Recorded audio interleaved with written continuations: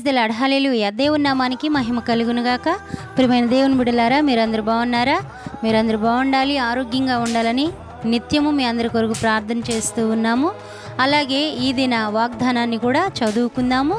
మన పరిశుద్ధ గ్రంథమైన బైబిల్లో నుండి 145వ కీర్తన 18వ వచనాన్ని చదువుతాను, శ్రద్ధగా ఆలకించండి.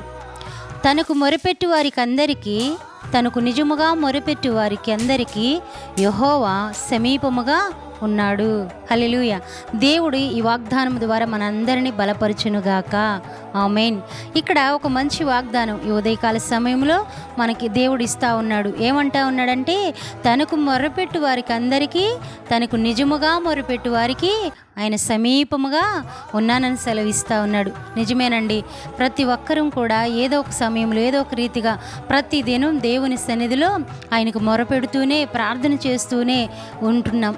అయితే కొంతమంది అడుగుతూ ఉన్నారు, ఏమనంటే, అక్క, మా జీవితాల్లో మేము ప్రార్థన చేస్తున్నాం కానీ ఏ కార్యం జరగట్లేదు, అసలు దేవుడు మా ప్రార్థన వింటున్నాడా లేదా అని చాలామంది ఆలోచన కలిగి మరి ఉంటా ఉన్నారు. అయితే అలాంటి వారి కొరకు మరి వాగ్దానం దేవుడు మాట్లాడుతూ ఉన్నాడు.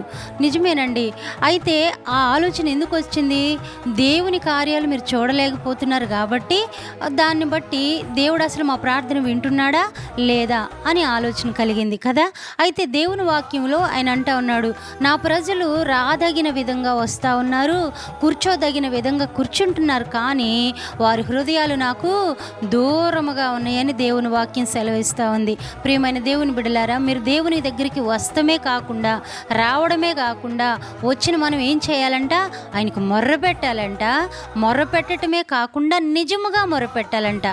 అంటే అబద్ధంగా మొరపెట్టేవారు కూడా ఉన్నారని కదా. అందుకే భక్తుడు అంటా ఉన్నాడు, పెదవులతో నన్ను గణపరుస్తున్నాను కానీ వారి హృదయాలు నాకు దూరంగా ఉన్నాయని దేవుని వాక్యం సెలవిస్తూ ఉంది. పెదవుల ప్రార్థన ద్వారా మనం గొప్ప కార్యాలు చూడలేము.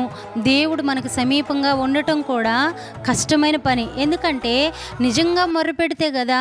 ఆనాడు భక్తులు ఎంతోమంది నిజముగా మొరపెట్టారు కనుకే దేవుడు వెనువెంటనే వారి జీవితాల్లో కార్యాలు చేస్తూ వచ్చాడు. ఎక్కడ దాకో ఎందుకు? మరి మన బైబిల్ గ్రంథంలో హన్నా అనే స్త్రీ ఉంది కదా. ఆ స్త్రీ వెళ్ళి మనోవేదన కలిగి, దుఃఖము కలిగి దేవుని సన్నిధిలో తన హృదయాన్ని కృమ్మరించింది కనుకే హన్నాను దేవుడు జ్ఞాపకం చేసుకున్నాడని వాక్యం ఉంటుంది. నిజమేనండి. నిజంగా మొరపెట్టి మన హృదయాన్ని కృమ్మరించి నిజమైన ప్రార్థన చేసే వారికి దేవుడు ఎప్పుడూ సమీపంగా ఉంటాడు. ఆనాడు హన్నాకి సమీపముగా ఉండి వెనువెంటనే హన్నా గర్భాన్ని దేవుడు తెరిచాడు. ఇలా ఎంతోమంది స్త్రీలేమి పురుషులేమి అనేకులు దేవుని బలమైన కార్యాలు చూడగలిగారు. అంటే ఎందుకు చూడగలిగారంటే నిజముగా మొరపెట్టారు. హల్లెలూయా.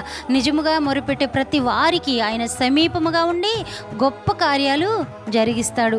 మరి మీ జీవితంలో ఏదైనా కొరతగా ఉంటే దేవుని సన్నిధిలో ఆయన ఈ వాగ్దానం ద్వారా మీతో మాట్లాడుతున్న మాట ఏంటంటే, మొరపెట్టడమే కాదు కానీ నిజముగా మొరపెట్టండి అని మాట్లాడుతూ ఉన్నాడు. నిజమే.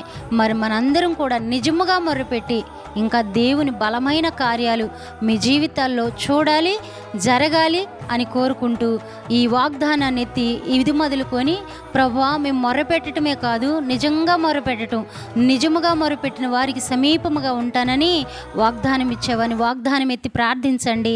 దేవుని గొప్ప కార్యాలు చూసి ఘనత రావాలని కోరుకుంటూ ఈ మాటలు ముగిస్తూ ఉన్నాను. దేవుడి వాక్యాన్ని దీవించునుగాక. ఆమేన్.